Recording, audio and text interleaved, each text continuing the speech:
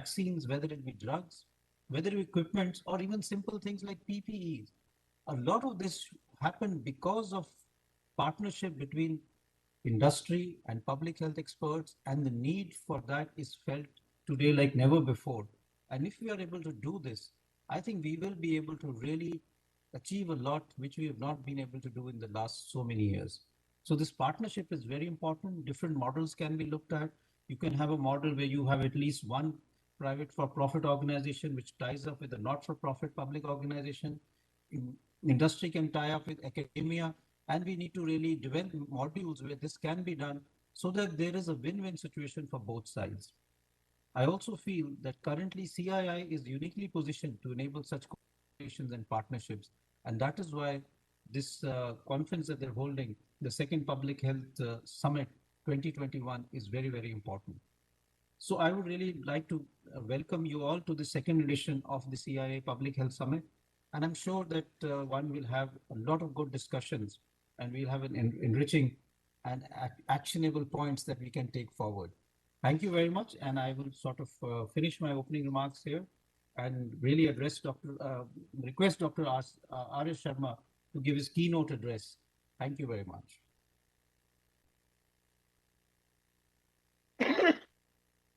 Thank you, Dr. Guleria, and thank you very much for inviting me to this second Public Health Summit of CII.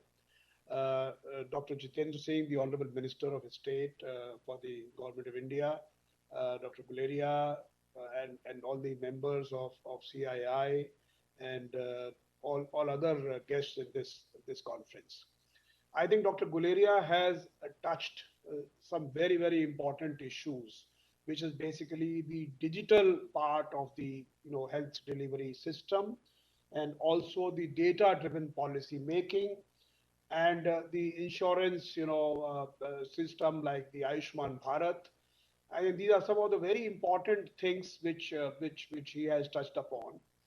I do not want to deal with the issue how really difficult these times have been, because everyone knows that these have been extremely difficult time for all of us, and I don't think anyone in our lives has seen such bad times.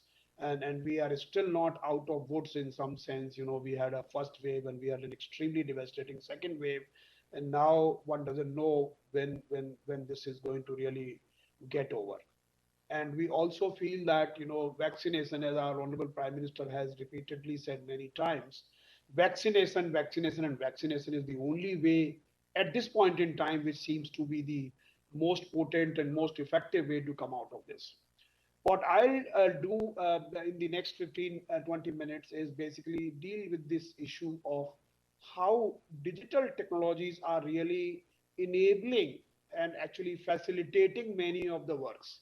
So one is a very topical kind of thing which we have done, which is the vaccination program in our country, and how technology is aiding that program. So that's one part. And secondly, I'll talk about the effort which the Government of India has been making, and now it's likely to sort of be scaled to the entire country, which is the National Digital Health Mission. How that is going to transform, and that's how I feel it is going to transform the health delivery systems in our country. Of course, the investment in health infrastructure and other kinds of things, I'm not trying to undermine their importance, but what I'm saying is technology can become an extremely important enabler, which actually will help in many of these issues.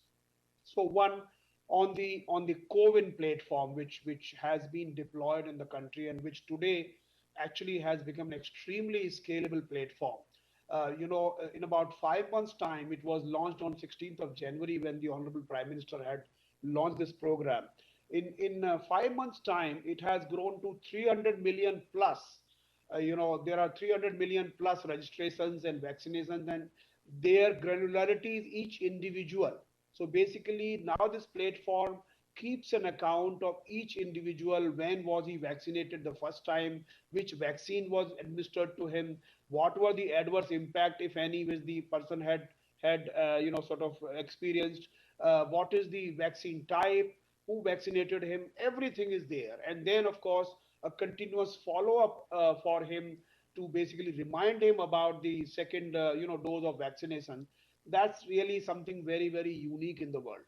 And I think we have learned to create these kinds of platforms from our earlier experience of Aadhaar and UPI. So these are the, fortunately, I was also involved in Aadhaar. I was its Director General and CEO for 4 years from 2009 to 13. And that experience had come very handy. Imagine developing a platform in just a matter of, it is not as if we had a very luxury of developing it for many months, though, of course, Prime Minister himself had pointed out way back in June of 2020, saying that we need to develop a digital platform for making it happen. But of course, we really were not aware about, the vaccine was not there, and we were not aware about that. So basically, this platform was developed virtually on the fly, on the go, and now we have been kind of improving and fine tuning it as we go along. So this is one, and we had to create a platform which is citizen centric. So there was one theory which says that, okay, you got the first vaccine at some place, now you are tied up to that place, and therefore you have to get the second vaccination only of that place, because then we can keep an account. And I said, no, it's not necessary. Once you have an identity on the cloud, then you can have an activity which is basically vaccination also on the cloud. So there's no need for this kind of thing, and we can achieve portability in this. So you can have your first jab in Ranchi and second jab in Delhi. There's no problem. So one is the portability which we introduced. We introduced the inclusivity, which means that you don't need a great sort of knowledge about the information technology to get on the platform. You just have to have the mobile number, and you use your mobile number, get an OTP, and thereafter register yourself. So this was a very simple process of registration, booking, slot booking, and getting the vaccination done.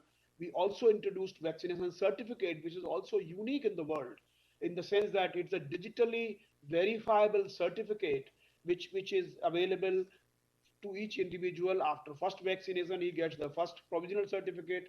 After second vaccination, he gets the final certificate. So that is also there. It provides a single source of truth, which means you don't have to get the press notes or any note from anybody saying that I did so many vaccinations. This is a real time dashboard is there in the COVID, which basically provides you a single source of truth up to the granularity of district wise, and also the actual vaccination center wise. So that's something which has been done. Then of course scalability, as I said, there's no platform in the world which has scaled to 300 million users and 300 million activities in a matter of 5 months. uh, Believe me, the platform had witnessed some days, it witnessed something like 55,000 concurrent hits on this platform, which is actually a record in itself, because that many number of hits is a very, very, very heavy part, but it did not break down. So that's another part. Citizen centricity is also another very, very important thing. And what we did, people talked of digital divide, but from the beginning itself, we ensured that it's very easy to get onto the platform, very easy to schedule an appointment, very easy to cancel an appointment, reschedule an appointment.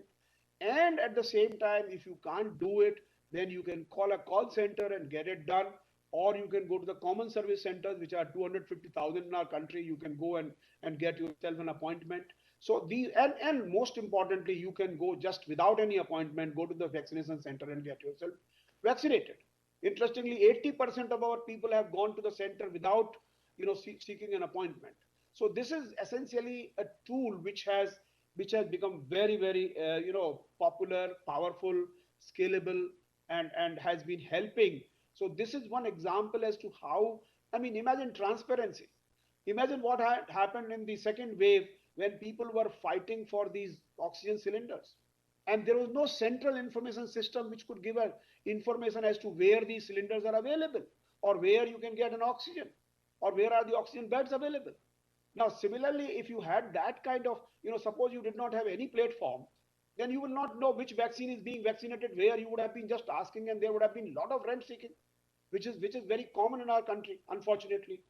Maybe it's common everywhere else also, but this happens. People were selling remdesivir at astronomical prices. People were actually selling these oxygen cylinders at huge prices. But if you create a transparent system where everybody has there's no asymmetry of information. It is not somebody कि कोई बहुत किसी को जानकारी है वो बताएगा फलाना जगह जाइए. I mean, you can just go to the site and you can figure it out where the vacancies are available. You can book an appointment and you can go there. So it creates a huge amount of this VIP and this kind of I know more than you do, and the rent seeking. Those kinds of things are all eliminated. Now the platform has become so popular that as many as 50 countries from Central Asia, from Latin America, from Africa, they've all shown interest that they want to, have a COVID-like system. And our Prime Minister has directed us that you please create an open source, version of it, give it free of cost to all the countries, any country who wants it. And we are having actually a global conclave on 5th of July, where we are telling the world as to how this system works, how this system has been developed, and how we will be ready to share an open source version of the software with any country, free of cost, completely free of cost. And there has been huge interest, starting from even Canada, Mexico, Panama, Peru, all these countries, Azerbaijan, Ukraine, in the Central Asia. So there are a lot of countries in Africa, Nigeria, Uganda. All these countries are there. So that's something which is happening. So this is one simple example where in a very short term, we could create a digital infrastructure which could actually aid, because 1.3 billion people's vaccination is not a trivial task. And therefore, this is one example. And this only goes to show that India as a country has got the capability to develop such great scalable digital systems. Now, let me talk for a few minutes about the National Digital Health Mission, because this also has emerged out of the Corona period has accelerated it. We have all learned to have these conferences virtually, and we are all sitting in our offices, and then we are talking to each other. And now we are quite comfortable in talking on such virtual medium. And basically, the whole idea that why should one have to visit the doctor if those things can be done in a remote manner, in a virtual manner. So while I agree that many of these services cannot be delivered in a digital manner, but it is also true that many services can be digitally delivered. And I think they are the teleconsultation, the digital delivery of medicines, the various kinds of things will happen and can happen. And that actually is the whole idea of a digital health mission. So let me just try to give an overall view of how this whole thing is working. By the way, the Honorable Prime Minister had taken a presentation on it on 27th of May this year, and now I think we are on the verge of having a national rollout. As you know, the Prime Minister had announced National Digital Health Mission in 6 union territories on 15th of August 2020, and since then we have built up a lot of these artifacts which are to be used in the NDHM. So one assertion which I want to make is it's only India which can actually execute and implement National Digital Health Mission. And you may ask me why. There is a lot of connectivity everywhere. There is a lot of broadband penetration is much better in many countries. So what is so great about India? So what I want to say is India has already created digital artifacts which actually are great enablers of digital delivery of health services. For example, identity, a digital identity which India has created, Aadhaar. Now that digital identity actually non-repudiably, verifiably can tie down to a digital health record or to any digital communication. So this digital identity is extremely, extremely important, because then and only then you can give a digital consent to share your medical records. So basically this digital identity which we have created is a horizontal service, horizontal identity, a base service which has got authentication, which has got electronic KYC, which has got e-sign, basically e-signature on demand, which will be used for signing the signing the prescriptions, etc. It has got digital consent, which means which will be able to provide a consent in a digital manner for sharing your medical records with the doctor or anybody, because we are very clear that it is the patient who is the owner of the medical records. Nobody else can see his medical records, his or her medical records, without his or her consent.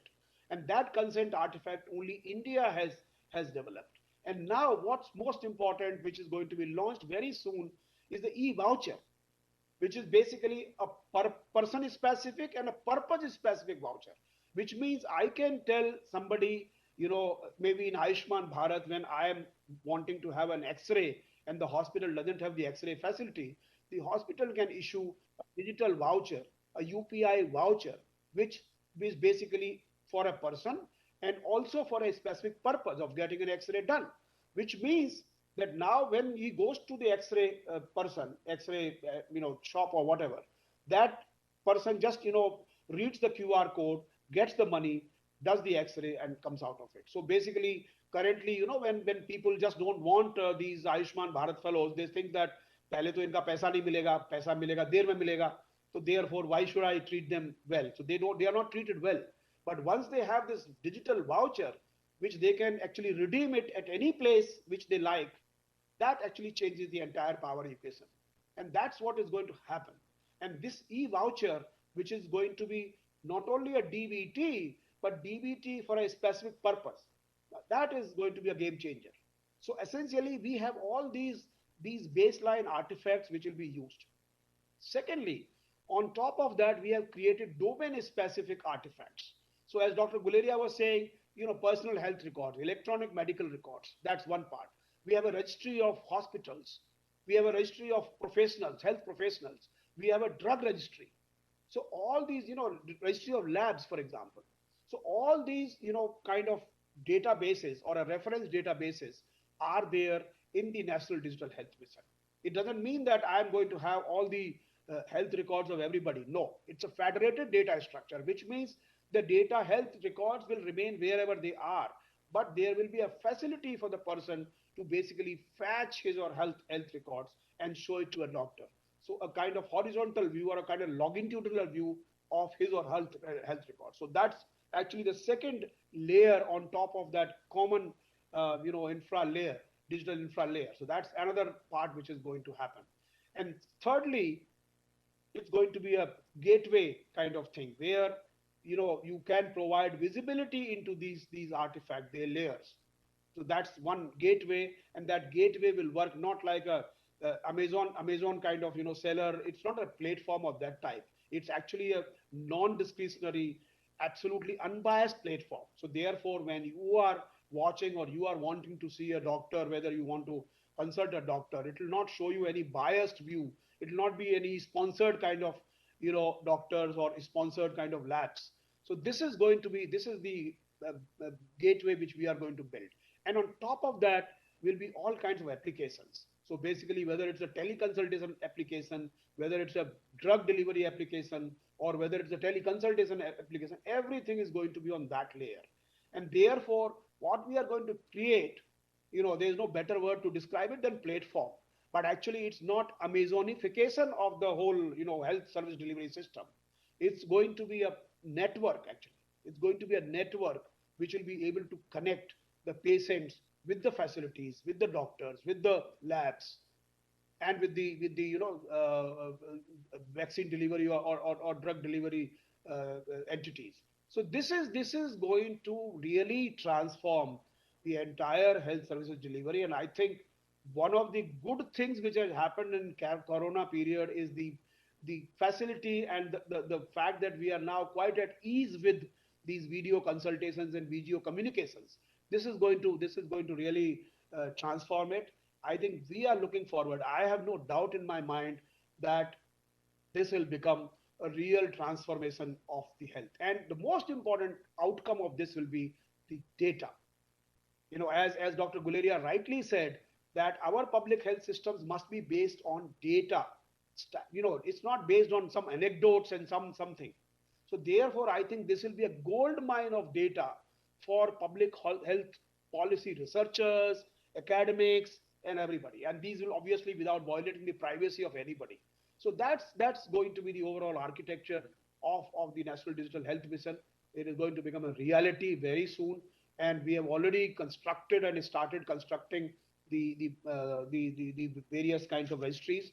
We have also started issuing consultation papers on various aspects because we feel that it should be a win-win-win for everybody. It should not be just some people will lose out of. That's not the way it is. So that's the broad architecture. I just wanted to say that health technology is going to play an extremely important role in delivery of health services in future, and India can build such a great platform because we have built multiple platforms. Today UPI is transacting 3 billion transactions a month, any bank to any bank, any bank to any wallet. Everything is happening. Aadhaar is 1.29 billion people have got Aadhaar in this country. So I think there are many things which we have done 56 billion authentications in this country. So that's what it is. So I'll end here.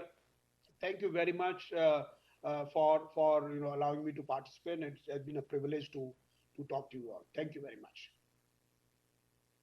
Thank you very much, Dr. Arish Sharma, for really enlightening us and giving us the entire plan that is there. And I think this is something which is urgently needed as far as our country is concerned. It will take it to the new level. It's indeed a pleasure for me to really invite Dr. Jitendra Singh to give the inaugural address. He is the Minister of State for Development of Northeastern Region, Prime Minister's Office, Personal Public Grievance and Pensions, Department of Atomic Energy and Department of Space. And it's a great moment of proud moment for us because he's also a medical doctor. Welcome, sir, and we look forward to your inaugural address. Thank you, Dr. Randeep, for a very kind introduction and very generous and affectionate introductory remarks. And I must compliment you for having organized this event during such trying times when you are already hard pressed for time. And to return the compliment that he gave, I must say that Dr. Guleria and I have been associated for a long time. He is, I think, holding the most coveted position as Director AIMS, also the Head of Department of Pulmonary Medicine, has a rich legacy of his father being carried forward, who also incidentally happened to be our teacher, and the manner in which the COVID monitoring across the country has been conducted by him has not only made him a darling of the nation, but has actually made him a household name across India. So, thank you, Dr. Guleria. Also joining us, Dr. R.S. Sharma, who's known to be a researcher and academician, and who's also the CEO presently of the National Health Authority, Dr. Neerja, and all others who have joined us. Thank you very much indeed.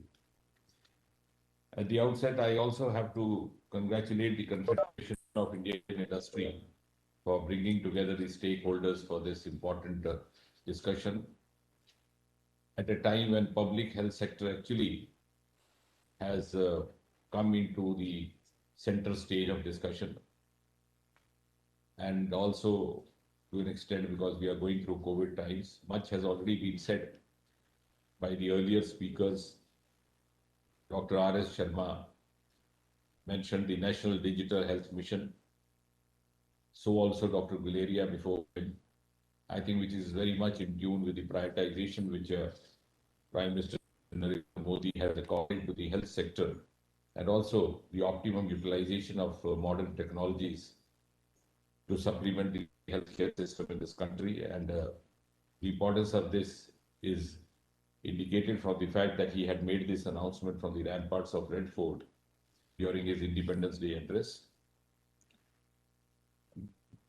Before I say anything further, I also must make this observation, having listened to everybody, that COVID actually,